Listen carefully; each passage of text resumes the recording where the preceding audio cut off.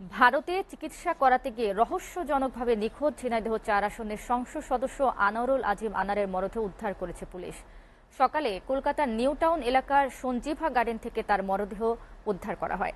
কলকাতার সংবাদ মাধ্যম শিরোনাম করেছে, নিউ টাউনে খুন বাংলাদেশের সাংসদ। পুলিশের বরাত দিয়ে কলকাতা 24 জানিয়েছে, আনারের শেষ মোবাইল লোকেশন মিলেছিল বিহারে। গত 14 মে থেকে তার ফোন বন্ধ হয়ে যায়। গত 8 দিন ধরে নিখোঁজ থাকলেও তার ফোন থেকে পরিবারের সদস্যদের কাছে মেসেজ পাঠানো হয়। তিনি নয়াদিল্লি গেছেন। প্রতিবেদনে বলা হয়েছে, 13 মে নিউটাউনের একটি বাড়িতে যান এমপি আনার। সেই বাড়িতেই খুন করা হয় তাকে। এ ঘটনায় সন্দেহভাজন দুজনকে পুলিশ বাংলাদেশে আটক করেছে।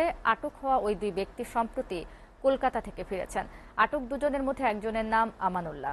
আনারের স্বজনরা জানান, গত 11 মে চিকিৎসার জন্য ভারতে যান আনোয়ারুল আজিম। 15 মে পর্যন্ত তার সাথে যোগাযোগ থাকলেও এরপর তার সাথে আর যোগাযোগ করা যায়নি। পরে তথ্য পেতে গোয়েন্দা পুলিশের শরণাপন্ন হন তার স্বজনরা।